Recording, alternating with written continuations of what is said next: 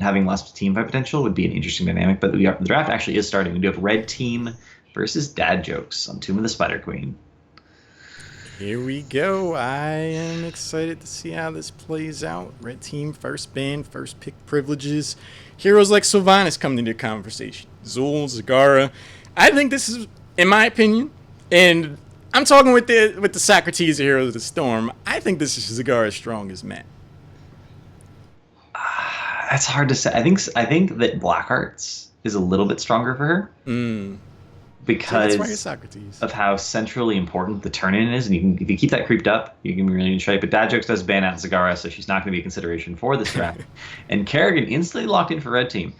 Kerrigan, doesn't have great wave clear. This is a wave clear centric map, but she does have good pick potential. If you can kill the people on Dad Jokes that have wave clear, you can still end up ahead in the rotation, and that's what red team's committing to with that first pick. Gonna lock in Kerrigan first. Already gonna set up an aggressive style of composition. When you have Kerrigan in your lineup, you've got no choice but to be aggressive if you want to get the most out of that hero. But Dad Jokes does help themselves to Sylvanas. So they're like, all right, if you want the hard line engaged with the Kerrigan combo, we're gonna make sure anytime we get those web weavers, we're really gonna have them do some work by being able to lock down those structures. A good start for Dad Jokes so far. Yeah, I mean, any map where the objective is an AI that pushes for you, Sylvanas is extremely strong because of the way she disables those buildings. But she has good wave clear. This is a wave clear centric map, but she's a very fragile target for Kerrigan. Kerrigan can get on her at all. She's gonna die. So Dad Jokes is gonna need to make sure that they draft enough peel that's not going to be an issue. And neither team's really drafted a solo laner yet either. And I think the solo lane is really important on Tomb of the Spider Queen. If you have one lane that you don't have to worry about at all, that leaves 4 people to manage 2 lanes. That's a really good deal. We're going to see Murden, Greymane. They're trying to decide if they want to go for that. They do lock in Murden, the first warrior of the draft. That's a good start to keeping Sylvanas alive against a hero like Kerrigan. Dad Jokes this early in the draft, taking Murden allows them to potentially go for a double warrior style of setup. You can definitely have to bully Kerrigan out once she tries to dive in. Red team are going to help themselves to a warrior as well before we go into the second ban phase. Wave clear is a whole thing on this map, and Johanna, she can help you on that front. She can, and I like that dynamic. So Johanna is colloquially known as the wave clear tank. You basically pick her when you want wave clear in the tank slot. But Kerrigan, and normally tanks are responsible for initiating picks. When you have a Kerrigan, you don't need that. So by pairing Kerrigan and Johanna together, they're going to have sufficient wave clear and kill potential. And it's just going to shift the roles of what the heroes are supposed to be doing. Ariel picked up as well. Detainment Strike, very good on this map because you pull people into next to a piece of terrain. She can follow up with that Kerrigan stun into a wall, and that will guarantee quite a lot of damage. Dad Joke, considering banning out Zul here, I don't think Red Team would pick up triple melee, Kerrigan, Zul, and Johanna. And they ban out the Shogal instead. That is a pretty interesting decision. Shogal would be very good with Ariel, but again, they wouldn't have a strong solo laner. I don't think that would have been the best possible choice for them. I think it kind of goes back to the cheese conversation we're having. You see Ariel get picked up this early. All the elements are there for a super aggressive Shogal composition. And what this says to me is that Dad Jokes is like, we'd rather potentially risk giving you other high priority heroes and have you play us straight up than for us to get rocked by Cho'Gall. It's absolutely fair. Cho'Gall is one of those heroes that if you don't have a lot of practice against him, it's difficult to deal with. And Cho'Gall is very good versus Kerrigan, because she's not going to combo Cho'Gall and kill him. That's just not going to happen. He's going to be like, oh yeah, that tickled a little bit, and then I'm going to go over here now, and there's nothing you can do to stop me because I can just punch my way out of this situation. Yeah, I mean, because like we said earlier, this is a single elimination affair. Best of 3, though.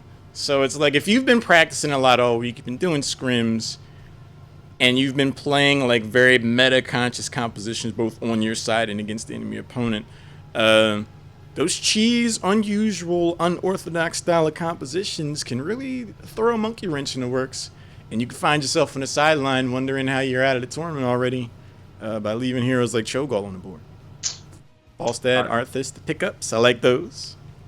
Yeah, I mean, this is not Falstad's strongest map because it's a little small, so the global doesn't get as much of an advantage. But Gust is always really important when you have a hard engaged team, and Kerrigan is automatically a hard engaged team because she can't do anything if she's not engaging on you. And Arthas is going to provide a lot of peeling and a lot of zoning for Falstad and Sylvanas. The problem is by not locking in their support right there, they leave their draft inflexible to respond to what red team's last 2 picks are. Red team can pick absolutely anything there in the last 2 picks, and Dad Jokes is going to be like, well, we have to lock in a support. We don't actually have a choice. Yeah, that's a really good point. I think the first pick Kerrigan has a lot to play in that. Going for Myrddin and Arthas, those are 2 warriors that stand to shut down a lot of what Kerrigan tries to bring to the table. The Root will deny her disengage for a Q once she jumps in.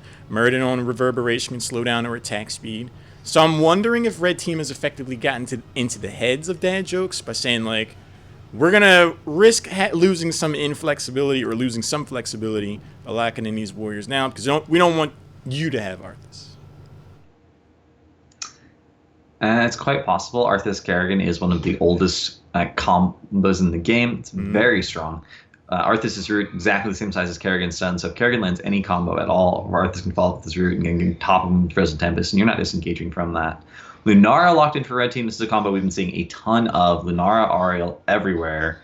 At this point, I think it's gotten to if a team picks Ariel or picks Lunara and doesn't immediately take the other one, you have to take or ban the other one because this combination is just it's just too strong.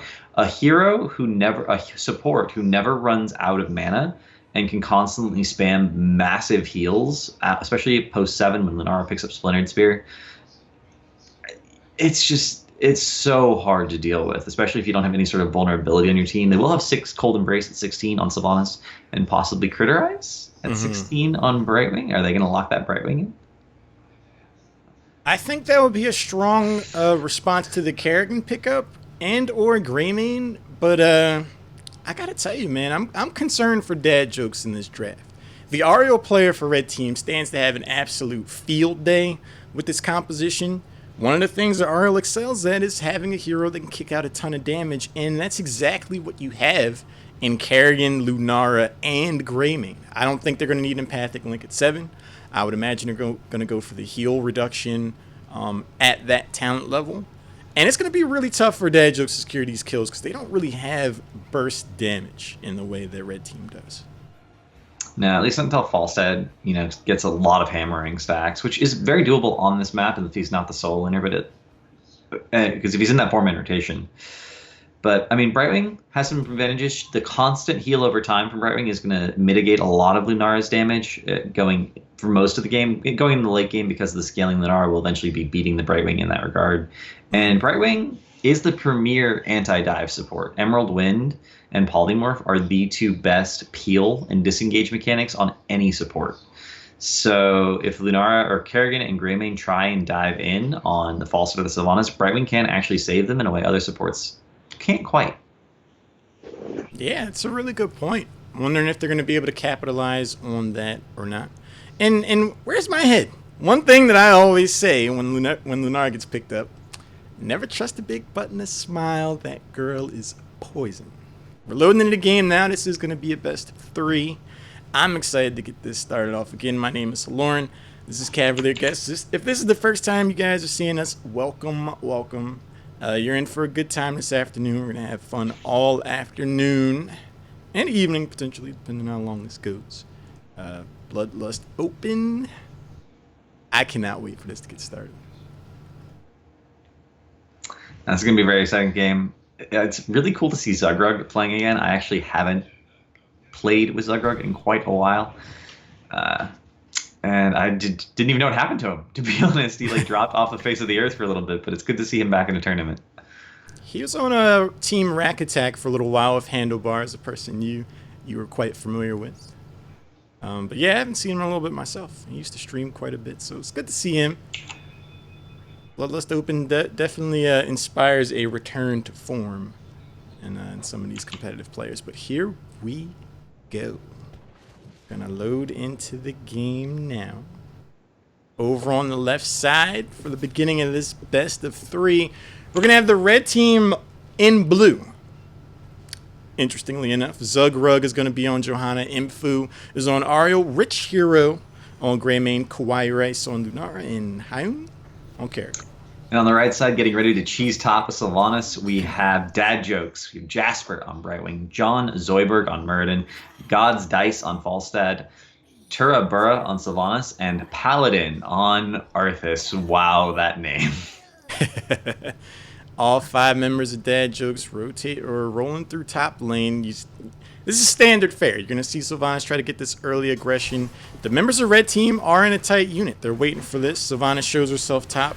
Kerrigan's going to lead the charge up to the top. John Zalberg trying to zone out, securing a disengage, uses his Dwarf Toss. If they go in on him, this could be a thing. Kerrigan combo lands. Jasper Brightwing gets deleted at the beginning of this game, less than 30 seconds in. Crazy start already. Yeah, Brightwing was just a little bit too far back there. Needed to pixie dust herself to get out a little bit faster, and hopefully that's the only time that happens this game, because Brightwing, if a Brightwing's out of position against this composition, you're gonna see a lot of pixie dust fall into the ground. Yeah, I mean, Brightwing's positioning is gonna have to be pretty important here, especially if they do not go for Blink Heal. A little bit of action. Stormbolt goes down on Mfu. Zugrug on Johanna is going to make sure this wave clear values had out of their composition. Strong rotation, 4-man unit. John Zyberg is looking to break this up. Stun goes down on Zugrug. A little bit of wave clear. I see these teams looking to play it a lot more passively after that first takedown. It does seem that way, but one thing to note is John Zoidberg is going to play a little bit aggressively because he wants to stack up his perfect storm that he took at level 1, not opting for that reverb versus the Greymane Kerrigan Lunara combo, all that auto attack. He's going to try and go for as much burst damage as possible, and I think he agrees with you that their draft lacks damage, and he opted to try and fix that a little bit on his talent choices. Now at level 4, do you think he's going to go for the Siege addition to his queue to pretty much become like a quarter specialist? I don't think so. Ooh. Falstad picked off in the bot lane. Rich Hero with the rotation. Kawaii race as well. Falstad just a little bit overextended to lane. That's all you have to be. All you have to be versus a Greymane. Jesper going down, trying to get the gems, but walks right through 3 people and accidentally face checks into a 3v1. Ends up going down as well. That bottom lane still not being soaked. A common positional mistake that can happen is your solo laner gets taken out. It's a very smart idea to say, hey, like, we got to make sure we get some representation down there. We want to make sure we are not missing out on any soak. Oh, wait, I'm rotating down. I'm getting caught out. Whoops. Yeah, there actually is a really fun strat done by that Srey likes to do. It's been done by Tempo Storm a few times when Srey was on Tempo Storm. And it's Abathur, Zeratul, Tassadar, Zagara, Sylvanas. That's the comp. And all they do is walk around with Zeratul and an Abathur hat and kill people. And when they try and rotate to a lane to miss that soak, the mines stop them, and then they kill them, and they just keep doing it. And that's the whole strategy. And it's actually never lost a game in a professional tournament, as far as I know. Yeah, those unorthodox things like we were talking about in draft. You scrim 20, 30, 40 hours a day against very standard compositions, and you get blindsided. The leap from Ioun actually put him out of position for the Kerrigan combo thanks to that barrel roll. The red team in blue. We're going to get the first web weavers of the game. We're going to see how they try to prioritize this. They got value out of their wave cleared thus far with the slight experience advantage. They're looking to throw their weight around here.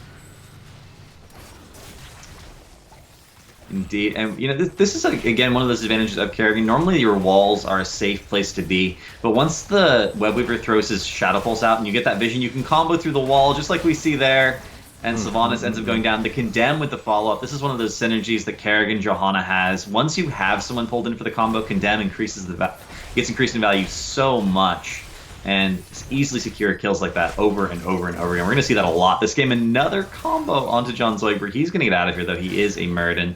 Should be absolutely fine. Jasper is there with enough mana to keep him patched up as well. But, I mean, this is the second time I've personally seen something of a positional mistake on the side of Dad Jokes. You have to respect Kerrigan being on your team.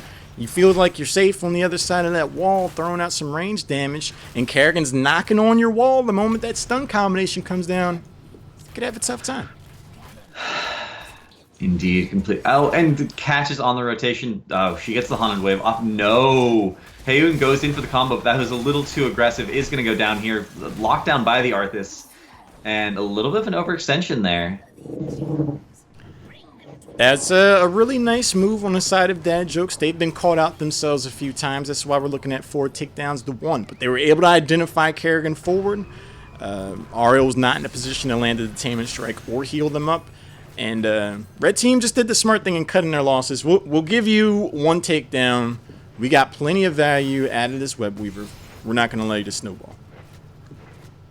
Splintered Spear and I picked up for Lunara. That synergy is going to be absolutely crazy. And Empathic Link actually does picked up for Lunara, or for Ariel. Ariel, I think, is going to focus then on having the Kerrigan or possibly the Greymane when he goes in really deep. I don't think that would have given them as big an advantage as having the Lunara and getting that cooldown reduction. I think that is the reason this combo is so strong. The Splintered Spear giving constant hope to Ariel, and the reduced fuel cooldown line, you just keep everyone up constantly. We'll have to see how it works out for them.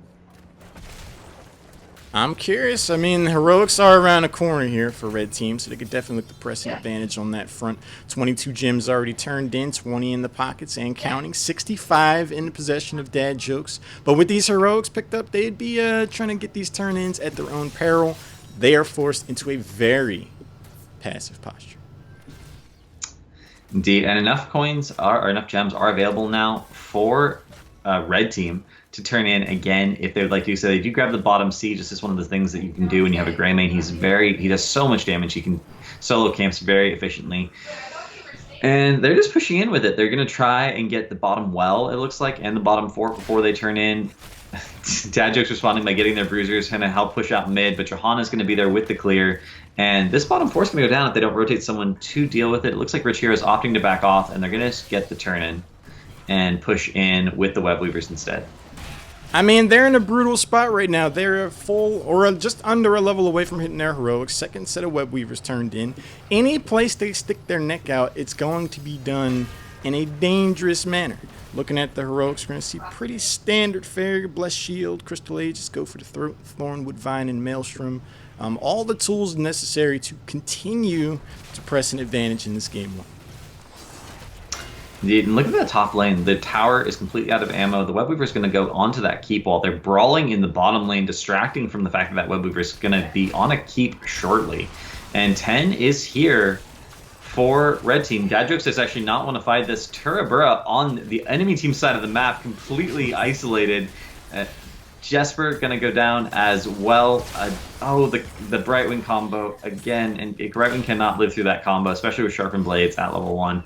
Web Weaver in the bottom lane is taken care of. False City going to start to fly top, actually getting some use out of that global on this map. That very good for him. But they end up getting the top wall regardless, and mid wall going to be pushed in as 5 by Red Team.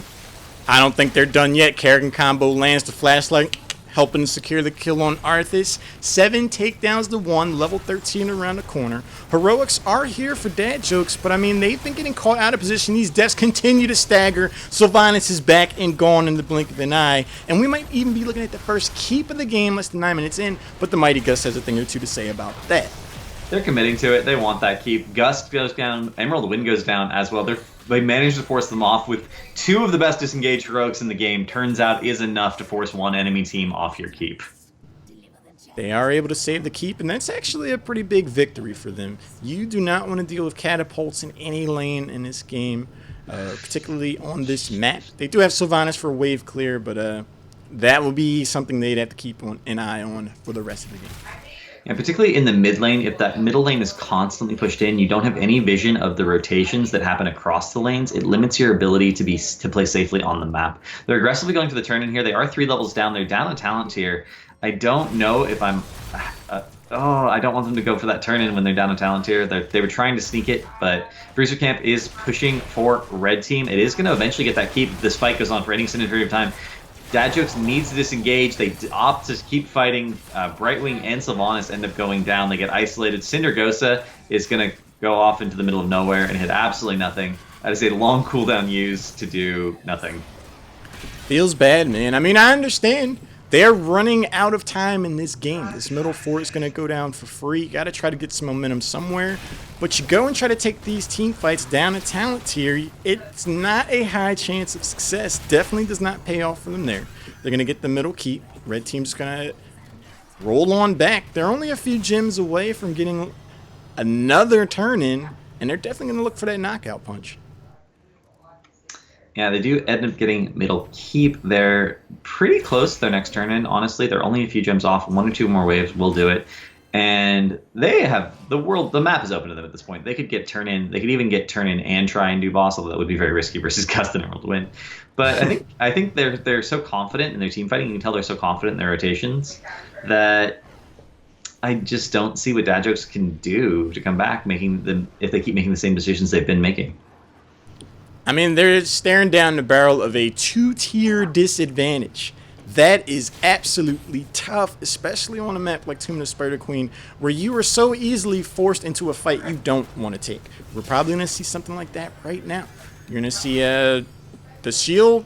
The teleport goes in on Sylvanas. No shield there. That's going to be down for another 40 seconds. I'm not sure why that came into play, but a lot of pressure is about to find itself on the bottom keep.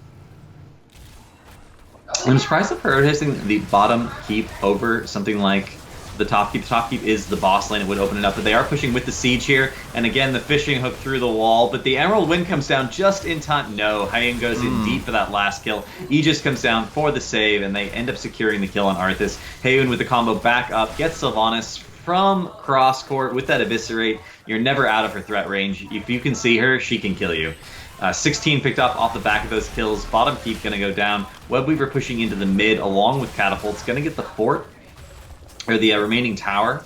And that'll be 2 Webweavers and Catapults and everyone on core. But they actually do manage to get Hyun. He goes a little bit too deep again.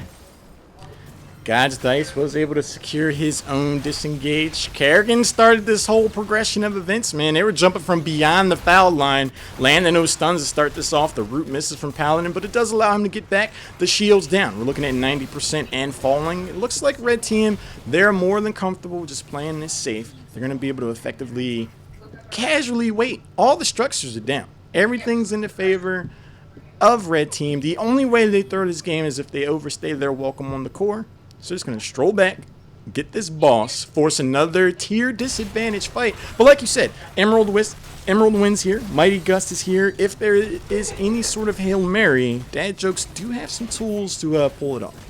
But Dad Jokes are playing defensive. They're pushing their lanes out. They're not even thinking about the boss. They're rotating up to it now, but they started rotating almost as that boss started getting capped. A little bit of a slow decision-making process. And that's going to be game. They needed to rotate right there and take a fight on boss using that advantage they had, and they just didn't quite make that decision fast enough. Yeah, I mean, the only valid options I feel they had on the table in that immediate moment is the YOLO the boss, or to try to turn in. But even a turn in, I don't think the Webweavers would have been enough to stave off this advance, especially when you have 0 keeps. There is no iteration of reality where this game ends up in the hands of Dad Jokes at this point. Syndragosa goes down. The boss has plenty of health. The boss would be able to close this core out by itself, I feel, at this point. This is more or less just style points to the end. Yeah, 40, 30. They are getting quite a few kills on both sides. Ends up being 2 for 2. But that will be GG in the end. 16 kills to 4. Every structure alive versus no structures alive. Almost so close to being a perfect game for Red Team, honestly. If they hadn't given up those 4 kills, most of that was Hyun's fault, overextending just a little bit. Rip. He was overextending, but you gotta admit, they were getting some value off of that. He got caught out after the first Webweaver, but I mean, every time he jumped in, at least 2 people were getting stunned on average with those Kerrigan combinations, getting a ton of value there. Red Team came ready to play. When you go up against Sylvanas on Tomb of the Spider Queen and you don't lose a fort, and the enemy team does not get a turn-in, you've done pretty well for yourself. I agree completely. I was also very surprised to see neither team pick up Zool for Tomb of the Spider Queen. Tomb of the Spider Queen is a map where Zool gets so much pressure and give you so much amazing wave clear. I don't know. I think both teams, at a minimum, I think Dad Jokes could have made some better decisions in draft and talent-wise. But GG, we'll get into game 2 momentarily here. Yeah, we're already in the lobby. You and I talked about this quite a bit last night. Respect bans. I feel like you gotta ban out Kerrigan if you're Dad Jokes. Regardless of the map, I did not see an ability to effectively counteract Hayun's engage. Those stuns were all the time necessary to close out kills, or at least just effectively win the team fight, because Dad Jokes had to retreat, and that's not what you want to try to do against Kerrigan, because she's going to be able to leap all over your face, and you're going to have a good time as Kerrigan there. Yeah, and Kerrigan is particularly strong on some maps as well. It looks like the next map is going to be Sky Temple. So this is not a strong map for Kerrigan. I don't think we're going to see that prioritized, although maybe we'll see it picked up later in the draft if Dad Jokes again picks a relatively fragile composition that is very vulnerable to combo. We'll see. I mean, Sky Temple, I think, is one of the most forgiving maps as far as compositions go. You can really see how a team likes to approach Heroes of the Storm. So many different combinations work. So many different heroes become relevant. Vikings has a place. Abathur has a place. I think it's the broadest range on that front. So I'm wondering if Dad Jokes could, rather than try to, play Red Team's game and just win team fights, maybe they could pull some cheats. Maybe they could get Morales, close out these structures with some cheeky medevac play. Because what they did last game, that didn't work out for them. They're going to have to adjust it somehow if they want to keep this game alive for them.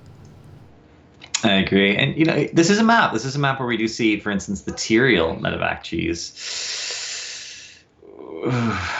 But I'm not sure if Dad Jokes has practiced that. It is a common. It seems like it's something that's easy to pull off. It's actually not. You need to practice it quite a bit to do it consistently. And there's certain heroes that are better and worse at it. There's, like, for instance, Rhaegar with Bloodlust is arguably the best hero for the actual cheesing the keep and the core part, but Rhaegar can put you pretty far behind in the early game, forcing you into double support. And you need to make sure you secure that top fort, which means you need to secure that top temple. The enemy team knows that that's what you're trying to do, and you're going double support. They can force the team fight on you and not let you have top temple. And then it doesn't quite work out as well. So there's a lot of considerations for that particular cheese. Yeah, I mean, you're on the clock. The moment the Cadillac lands and you all pile out, it's like you're only going to get so many times to really wow your opponent with that. Once you surprise them, if you don't secure kills and win the team fight handily, they do stand to meet you there at your keep and blow you up. So heroes like Tyrael are important. Heroes like Rhaegar are important there. We're waiting for the teams to ready up. Everybody's in the lobby near as I can tell. I'm curious to see how this draft is going to start out. Dad Jokes has first pick, first ban priority. Based off of what you've seen, Cavalier, how would you start out off the draft for them? I mean, my question is, are they going to pick Falstad? If they're not going to first pick Falstad, I think they have to ban it. I think Red Team is 100% going to ban Zagara. And at that point, you got to ask yourself, are you winning the solo lane? Are you going to immediately lock in Thrall as your first pick, so you win the solo lane, or are you going to go for heroes who are specifically good on the temples or have globals? There's only 7 globals in the game. 3 of them are heroics. I think I'm getting that number right. And Sky Temple, top to bottom, biggest map in the game. Globals are incredibly important on this map because of the temples. And sieging is important on Sky Temple. Every bit of damage you get on a building the old-fashioned way is a bit of damage that you don't have to get from the objective, which increases the value of the objective for you relative to the other team. And every structure can eventually matter on Sky Temple. But then sometimes all it takes is one boss fight, and there are a lot of boss steal heroes. And there's certain heroes that have multiple aspects of that. And Zagara can probably gonna get banned out, but has Maw for boss stealing, has Nidus Worm for the global, is a solo laner. Like there's heroes that offer a lot on this map, and I think it's a map where if Red Team drafts the way they did last game, they're gonna end up winning the draft again because they seem to have a strong understanding of what's good on what map. I agree, man. I mean, we're about to find out. The draft is underway. I'm wondering if Dad Jokes can have something of a short-term memory and just kind of like shake off some of the psychological damage of pretty much losing that match or that map at every turn.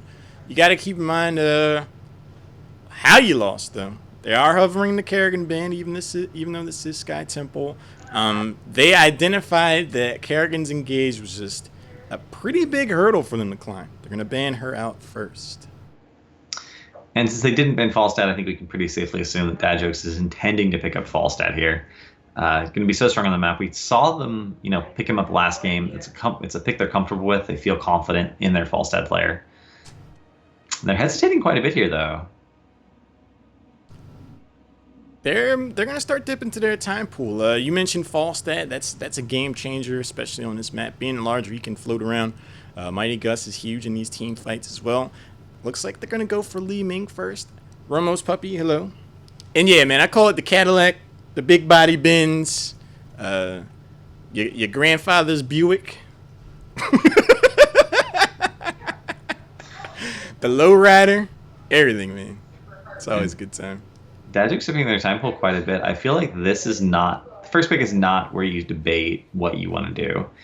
Because generally speaking, there's a limited number of first pick material for any given map. Li Ming is exceptionally strong on Sky Temple. Her ability to poke all of the shrines from a safe distance away means that you can even get vision of the shrines for a moment, right? You can see who's there. You can do a lot of damage. You can get those resets in the tight corridors of the bottom temple in particular. You're going to end up snowballing the game quite a bit, especially if you win the second temple phase. But Falstad immediately locked in by red team, and I don't think anyone's surprised by that. I'm actually a little bit surprised that they didn't wait to discuss it a little bit more so they could just use that time pool effectively. It's something about drafting. You always get that bonus 30 seconds for each individual pick. But Thrall locked in. Looks like they were pretty determined. They're going to take the global and the best remaining solo laner. And that's going to be very difficult for Dadjux to deal with at this point. I'm concerned for dad jokes on two fronts. One, going that far into your time pool for your first pick says to me that you are not as prepared from a strategy standpoint as I feel you're going to need to be to try to take down a team like Red Team.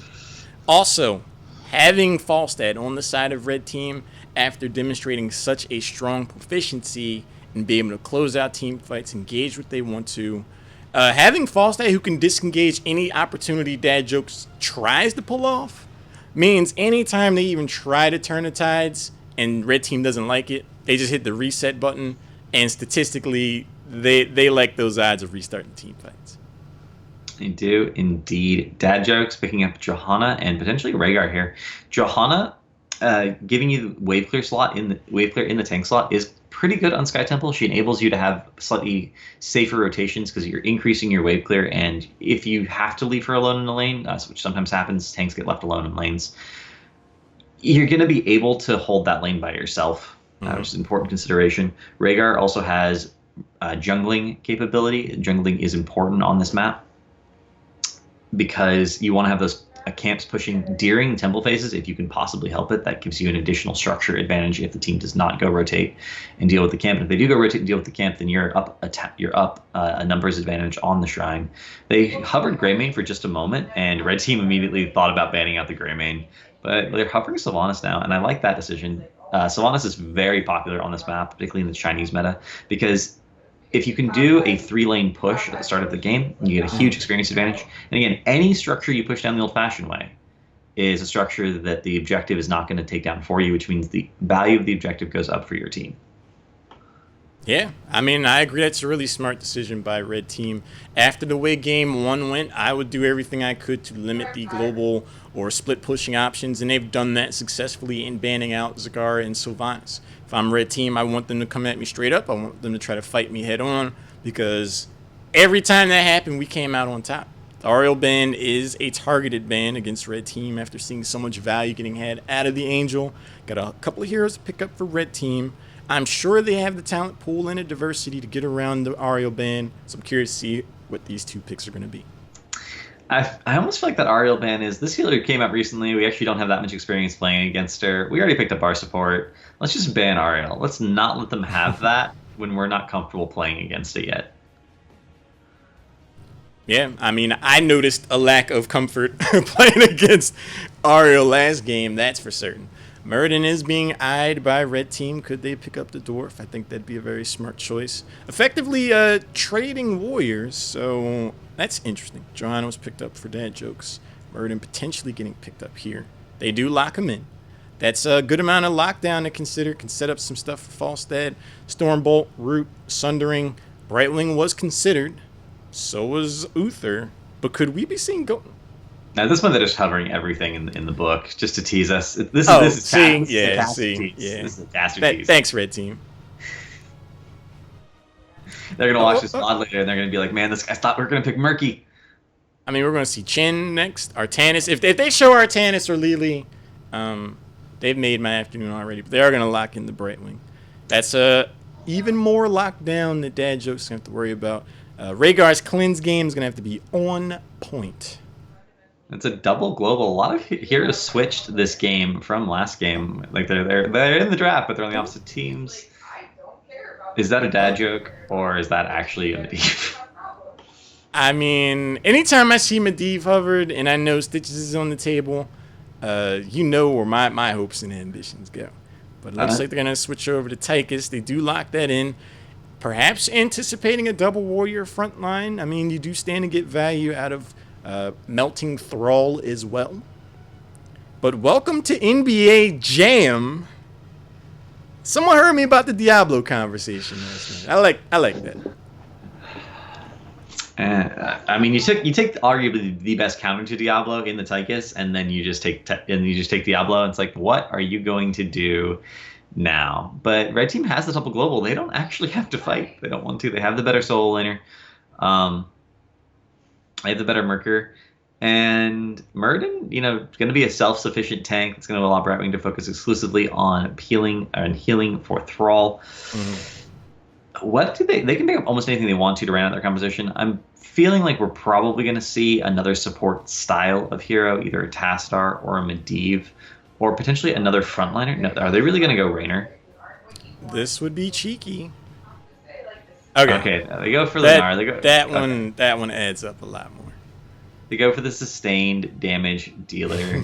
Rhaegar's going to struggle with that a little bit, but Lunar doesn't punish Rhaegar the way she punishes certain other supports. Right.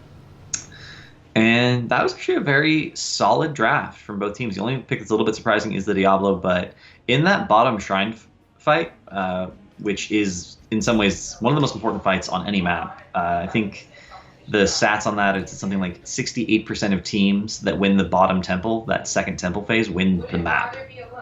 Because it gives you that tempo advantage going into the rest of the game. And with all that terrain around, Diablo's Q is actually pretty reliable.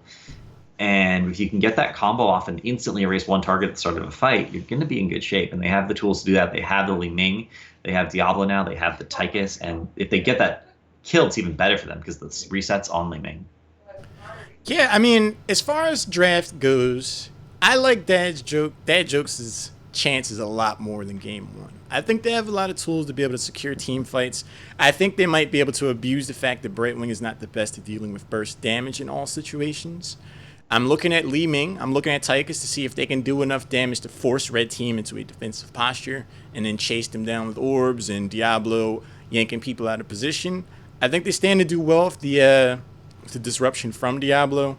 Lunar, if they get in the shadow charge range, the safety she enjoys out of the added movement speed isn't going to be there when she's catching a suplex right into an orb. Could be a good time for them. There's one thing that's worth noting. It's actually a really good point. Li Ming's damage is all skill shot based, but Diablo gives you a very predictable window of where someone's going to be right after the fact, which is why we always see Diablo Tron paired together. That follow-up stun pretty much guaranteed to hit if you do the combo together correctly, and I don't think it's going to be an issue. Obviously, if you pick Diablo, you're used to playing with him as a team. We're going to find out if Dad Jokes can do it. We're loading in Game 2, tournament lives on the line for Dad Jokes. A little bit of B-stepping going on here from Hayun. Red Team in blue. Got Zugrug on Murden, Infu on Brightwing, Hayun on Lunara. Rich Hero is playing Thrall, Falstad on Kwai Race. Or being played by Kwai Race. And for Dad Jokes on the right-hand side, on Red Team, we have Jasper Rhaegar, God's Dice on Li Ming, John Zoidberg on Tychus, Paladin on Diablo, and Turabura on Johan. A lot of role swapping going on here for Dad Jokes. Yeah, I mean, after the way Game 1 went, I would try to shake things up as well. At the same time, though, one would hope that a team would have enough consistency to not entirely change the way they're approaching the game after Game 1 in the tournament. I think they've been successfully rattled. Red Team has to enjoy the psychological benefits of that. We're going to have a 1-3-1 setup, or no, 1-4, and Falstad flying down, making my statement ultimately true. Turbo finds Falstad down there, lands the blind, gets some poke damage. Zugrug with the rotation. They could bait out the Iron Skin early enough to get the Storm Bolt. No, it's able to get away. And here's just something that's very interesting. Diablo is being treated as the tank in this composition, guarding the team's rotations. Johanna is the solo laner for Dad Jokes, picking up Netic spawn at level 1. She does have sufficient wave clear that she can clear the wave very aggressively, but she has no escape. If she's caught out very far in lane, she can get picked off potentially if she mistimes that Iron Skin, but not going to happen this time to her. It does put it down right as that Stormbolt's coming in, and it shows the flashlight to Zugrug, being like, hey, you want to see my flashlight? Dismounts him and denies his ability to rotate. Both of these teams are keeping up on experience. We have the first set of temples of the game showing up in 5 seconds.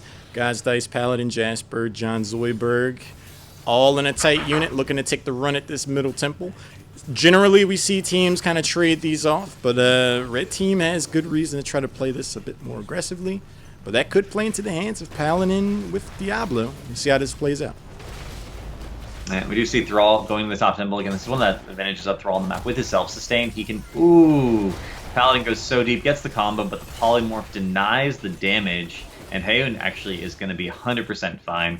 Zugrug as well is just going to tap 4 mana, come back in, and they're trying to get as many shots out of this middle temple as they can, but they're denying it. They're pressuring 3v4, and because Lunara is poison damage, they are slowly winning the HP race. Meanwhile, they're getting top temple for free.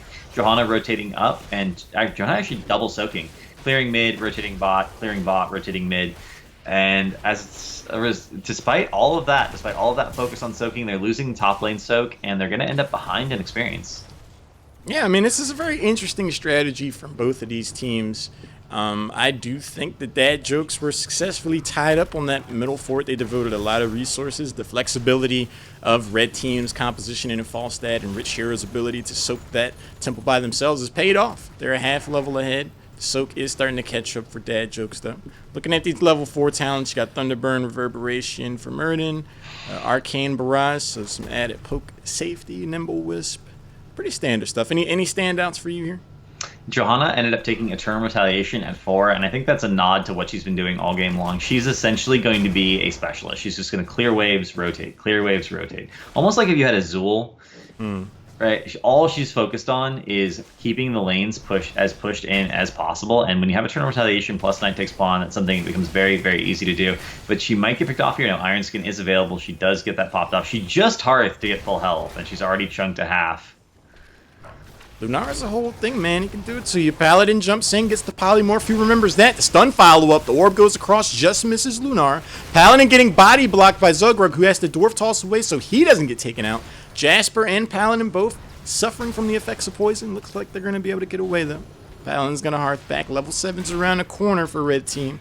The rotation, you see the Siege Camp get picked up. No one's going for the Bruiser Camps just yet. Now, they do have another minute or so before that's going to be relevant. We do see John Zoidberg and Jasper starting it now. Neither team picked up level 7. And Jados did not get their Siege Camp, whereas Red Team did, and they didn't get much value out of it. It did get cleared very effectively. That's one of the advantages of that Johanna Return Retaliation. She can clear lanes so well. Heun a little bit out of position. Paladin does make the catch, but not quite enough damage. Only Turabro there for the follow-up damage, and Johanna not famous for her damage potential. Yeah, she's not really the gank artist on that front. But that was a lot of damage that went out on Lunar. Definitely should put them on notice because Diablo does a surprising amount of damage. Speaking of surprises, Diablo went for Soul Catcher at level 4 instead of the Fire Devil talent. I'm wondering if that's going to have implications later on in the game. I would imagine Paladin anticipates dying a lot to get use out of that trait. That doesn't exactly bode well for them. A little bit surprised by that. Normally when we see that talent picked up, it's almost always picked up with Devil's Due to guarantee that you can come back every single team fight. On a map like Sky Temple, where you're often only ever going to the mid and never going to the enemy team side of the map, right, you can come back very, very quickly. So I'm a little bit surprised to see that picked up with block at level 1 as opposed to Devil's Due. Red Team doing a really smart job here of poking down the members of Dad Jokes. Rather than send someone straight to the temple, they'd rather just poke the team down and then win the fight on the back end and collect the last bit of shots after getting some kills. But Dad Jokes manages to stay alive and deny them that. The poke is going to have value, though, so they do look to get the rest of these shots. Unless Dad Jokes has a thing or two to say about it. No, they're just going to opt to get it. Both of their tanks have completely left. Diablo going to the top lane to clear that bruiser camp. Kawaii Rice going to go mid, push Johanna out of lane. Johanna did clear mid, however, gets that dealt with. And they're only half a level behind right now.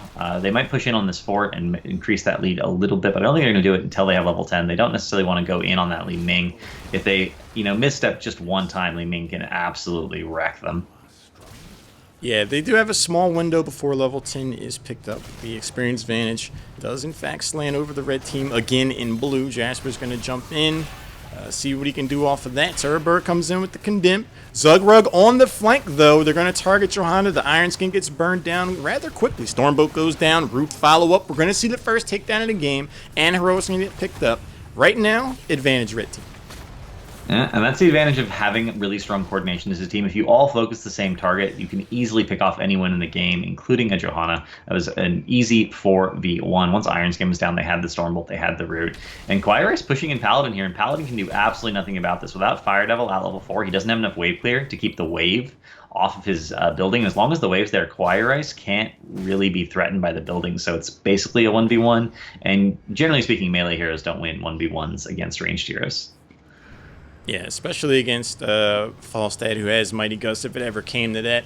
But Falstad's a no real threat, especially with Fire Devil taking off the board, like you said. John Zoidberg trying to get some damage on Zugrug, gets slapped in the face with a Stormbolt in response. Gonna have Heroics here. We're gonna see Ancestral Healing, Shish Kebab, Disintegrate, Apocalypse. That should definitely kick some things off for them in these team fights. Draken Laser Drill. Jury still out for Johanna. Could they be considering the Falling Sword? I mean, they can certainly consider it. Falling Sword on top of an APOC, if you can get the effect. Now, they go for Blessed Shield. I think that's a little bit more reliable. Blessed Shield into APOC is going to be a much more reliable stun chain combo. It's going to allow Li Ming to get that damage off, potentially get lots and lots of resets going on at the start of a fight. Ancestral comes down on Turabura here. Burned basically for a disengage. That's really not how you want to use aggressive support heroics like that. You want to be able to use them to get value on a hard engage. Having used them defensively puts you in this position where you're going to have to trade temples because you're now a heroic down. Yeah, I mean, that's going to have a huge implication. Red team's aware that the Ancestral Healing's down, so they know whoever they jump on, they have a good chance of being able to close out the kill. Next temples are going to be here in the mid lane and bottom. Paladin leading the charge, getting some shots here. Kawaii Rice brazenly poking. Mfu is rotating up. It looks like they're going to try to fight. They're going to have Rich Hero down in the bot lane. Right now, the numbers advantage. Slant's dad joke. They have heroics. I think this is the time they really should try to take a team fight. And then Gust happened. Like I said, when you don't like a team fight and you're a false dad, you just go ahead and reset it. The members of dad jokes are poked down. They're going to be able to kill Tychus. They're going to continue to follow the Stormbolt. Just misses members of Dad Jokes. Turber, low on health, has good amount of mana. Uses Iron Skin to get out. Teleport from God's Dive. But Zugrudge, teach us how to Zuggy. Dwarf tosses on Li Ming's face, securing a kill there. I do not think they're done yet, Cavalier. No, they're going to get Paladin as well. The kill shot from the Brightwing there. Oh, that hurt to watch. Arcane Flare actually getting some value. That level 4 talent is 100% secure that kill. They don't have enough time to get boss. They don't feel confident they can do that, even though they have the talent here. But they are going to steal these bruisers and have them pushing. And then they're going to go finish off that temple. They really want to see if they can it's guarantee themselves a keep. Brightwing is get back on the temple. She can Z in if the Dad's Joke, chooses to get aggressive onto red team. And that's the advantage of those globals. Again, you're never really alone, and you can always go to the temple and then be with your team. I really like that heads-up play from Rich Hero. He was hanging out in the bush on the flank, anticipated Paladin's advance, landed that root, and they blew him up quick. So that's another takedown, 7-0. Advantage red team, who again find themselves looking at a potential 2-tier advantage. It just seems like they've just been able to smother and outclass the members of Dad Jokes at almost every turn. Yeah, and this is one of the downsides of drafting Diablo, essentially as a bruiser in your composition. He needed to take more of the damage challenge. They don't quite have that. And you have to be aggressively positioned with Diablo. If you're defensive on your side of the map and you're not aggressively initiating team fights and getting picks, his kit doesn't really work as well. He doesn't have any escape potential. So if you're getting pushed in, Diablo is a much worse hero than he is when you're winning the game. And they're just pushed on their side of the map. They're down 3 levels. There's not really much they can do to maximize that pick right now, and Oh, nice flying with the gust. Zoidberg going to go down instantaneously. Paladin does start to put some damage on Kawaii Rice, but Mfu Z's in, gives him that shield, and it's like nothing ever happened. Who do we engage on first? Why not Zoidberg? Tychus gets erased off the map. First boss attempt of the game, and why not? 3-level advantage, tier advantage, two kills in that last scrap. I'll let you guys have the siege camp if I can kill 2 members of your team and then get the boss and then push this bottom keep. Falstad's going to rotate down, clear out this siege camp without too much trouble. Looking at the level 13 towns, we see some potential, a lack of opportunity. I again go back to the Soul Steel, or no, Soul Catcher pickup at 4. Firestorm is the selected talent for Diablo, and I just feel like a lot of their damage is missing by not having that Fire Devil talent. It hasn't worked out for them. As not, boss is going to be pushed with here. Heian getting a lot of poke damage, almost actually kills Zoidberg just from poke damage with that Thornwood Vines, which is a crazy amount of damage. I mean, the scaling from Lunara plus the level advantage is starting to really be shown in the amount of damage Heian can do to all of these heroes, all at the same time. This is the power of a good Lunara with Splintered Spear, with Thornwood, getting it stacked up so nicely. And I think they might be able to keep. No, the Apocalypse is popped. And they go deep trying to kill Rich Hero, but Kawaii Rice with the Gust. And they're not going to get the keep, but it is low enough that Bottom Temple is guaranteed to finish it off. What I love about Kawaii Rice's play so far on Falstad, anytime Apocalypse gets popped, no matter how effective it may or may not be, he just presses R. He just knocks everybody back on the side of dad jokes, resets the fight, helps secure the disengage. And from a cooldown timer's perspective, that's always going to be advantage red team. Nicely done on his part. Temples are here. You're going to have Rich Hero, who's been doing this all game, playing PvE, getting the temple by themselves. Rest of the members look like they're congregating top to make a run at this. You see Kawaii Rice taking over that temple. He has the global available, so Rich Hero is going to start to rotate up, and Kawaii Rice can fly up as soon as the temple is done. Bottom keep is down. That's really all they wanted. They wanted to make sure those catapults were spawning as soon as possible. And now they're going to come up and try and wipe dad jokes again. They're up a talent tier. They really want to take this fight. They only have half level to do it. And look at that poison damage. Lunara is a whole thing. This all started off with Paladin jumping way into the deep end of the pool. Doesn't pay off for him. You're going to see the hat trick. 3 members make that a quad kill. Turbird's the only hero left. Gets knocked off his mount. Ioun's going to chase Falstad as well. On Iron Skin, more or less delaying the inevitable with the Divine Shield. Rich Hero's going to flank around the corner and look to put the troll face on. No, there's going to... Kawaii Rice like, I got it, guys. You guys just go for the core. It's over. And we are seeing them go for the core. Zugrug there first on the rotation. They're not even there. Even though that middle keep is on its last legs, they're like, nah. Siege Camp is being pushed all the way up here as well. Catapults on the core, and that's going to be GG. There's no possibility that this core lives through that Lunara damage, even though Li Ming is about to come back with the Gust. Just to make sure they stay in base and close this out as cleanly as possible. God's Dice gets to disintegrate off. But GG's, well played. Red team, look.